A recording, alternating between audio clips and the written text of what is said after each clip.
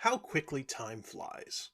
When I started this channel a year ago, I made a short list of figures I'd wanted to cover, added some new releases along the way, and I'm happy to say I got to touch on every single one. It's been a lot of fun going through these figures and remembering the good times they've brought me. I know Ahem! What the? You seem to have forgotten someone. No, I did the whole list. I don't think I missed anyone. Let me rephrase that. You forgot someone. Oh, you know what? I think you might be right.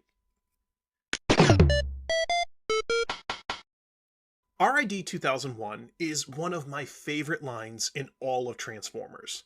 Not because it had the most inspired writing, not because it had the most incredible designs, but because even though it was considered a gap filler line, it felt like the people behind it truly brought their A-game when it came to the whole package. RID felt like a celebration of all of Transformers up until that point. It incorporated molds from every generation, including one of my favorite figures of all time, RID Scourge.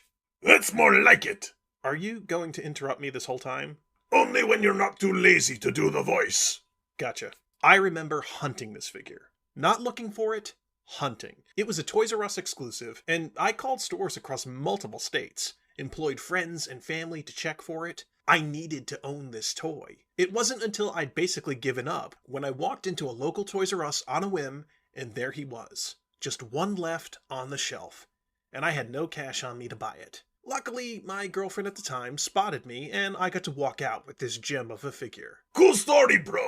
Could you get back to why I'm such a great toy now? You really don't understand how I do these videos, do you? Honestly, I've never watched them. I'm so glad I saved you for the 1-year anniversary. RID Scourge is an evil repaint of the Generation 2 Laser Optimus Prime mold. A mold I had never gotten to experience before, but had heard nothing but praise for. In vehicle mode, he's a long-nosed tanker truck, decked out in dark colors like black and gray with incredible metallic teal highlights, and these fantastic translucent red windows. The tanker was covered in chrome and just looked awesome, contrasting perfectly with the darker truck cab. Scourge's transformation is just a joy to perform. It's dead simple, fast, and above all, fun. The result is a fantastic Optimus-shaped robot mode that rocks a color scheme that lets you know this is not your father's Autobot. Oh, that was clever! I bet you at least 3 viewers will appreciate that reference. Anyway, I love this mode.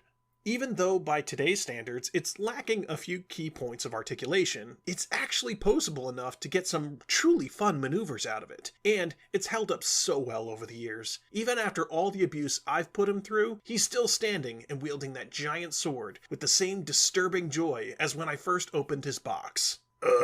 Phrasing. But we can't forget his trailer. Now, I make fun of base modes all the time, but this one is different. Scourge's trailer is fully loaded. It opens up and is decked out with everything from ramps, missile launchers, disc launchers, lasers. It's the kitchen sink of base modes. I like to call it my death wagon. That's a terrible name. You wrote it. Fair enough. This figure, like RID Prime, means a lot to me for so many reasons, but this design in particular is just so unbelievably cool. Basically setting the template for all the evil Optimus Prime figures we got going forward. I was never a huge fan of the name Nemesis Prime. It's always been Scourge to me. What is this warm feeling I'm having? So, naturally, I'm always excited when a new version of this character comes along. Here we have Legacy Scourge and Rise of the Beast Scourge. What? Legacy Scourge is closely based on the original, which makes sense considering it is a repaint of Legacy Laser Prime. The new movie incarnation is kind of its own thing, but you can see the DNA of RID Scourge here. I think they're both pretty sexy. I did have to spruce up my Legacy Scourge a bit with Toy Hacks decals and a DNA Designs upgrade kit, because the figure was pretty bare bones, and he leaned more towards Nemesis than Scourge as far as his colors. But in the end, I'm happy with his look. Hey, you never bought me an upgrade kit. I never had to. Oh. Both figures have an incredible presence in vehicle mode, but I find the Mad Max aesthetic of Rise of the Beast Scourge works really well for the character. The details are fantastic. I love the sculpted chains and the insignias of fallen victims. It definitely feels like a next level version of Scourge. He takes their badges as trophies? So cool! Right? Transforming these guys is an experience, and definitely shows how much engineering has changed since the original. I will say, I understand why Studio Series is the way it is, but the Legacy version kinda feels over-engineered for what it's supposed to be. Not that it's bad. Some parts are actually quite clever. It just feels a bit unnecessary, as the original Scourge is fun to transform, while this one isn't. Or at least not as fun. The robot modes are very cool though. Legacy does what it says on the tin. It achieves a look that is, well, Scourge. It's exactly what I would expect him to look like. An evil Optimus Prime.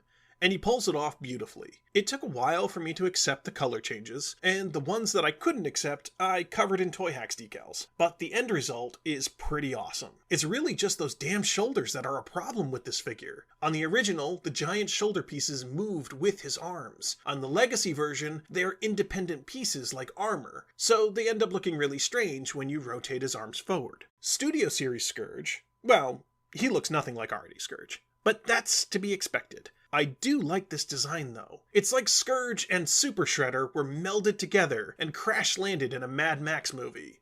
I'd watch that!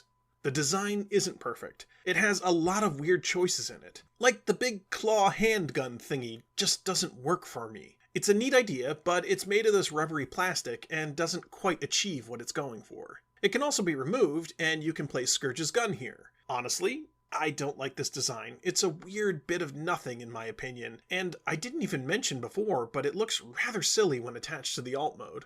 Stop yucking my yum! How do you even know that phrase? How do you?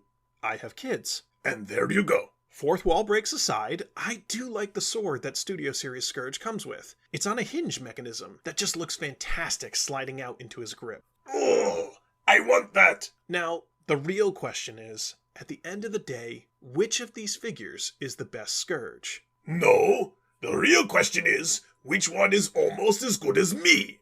I know this is a cop-out, but it really does come down to taste. Don't you dare lick me! I mean personal preference.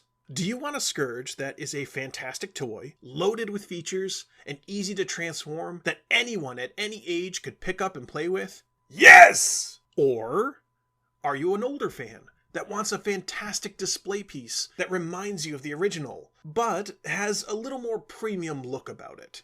Rude. Or do you want something new and exciting that takes the character to a new level, melding in aspects of G1 Scourge's origin and personality with design influence of RID, fusing them together into something unique but familiar? I mean, I don't hate that. So it is a personal choice in these figures. But, let's be honest, there's no wrong choice. Well, there's a right one, though. Anyway, thank you, everyone, for 1 year on this channel. I've already started planning out a few fun things to try for year 2 that I think you're all gonna like. But until next time, thanks for watching. And maybe hit the subscribe button, you lazy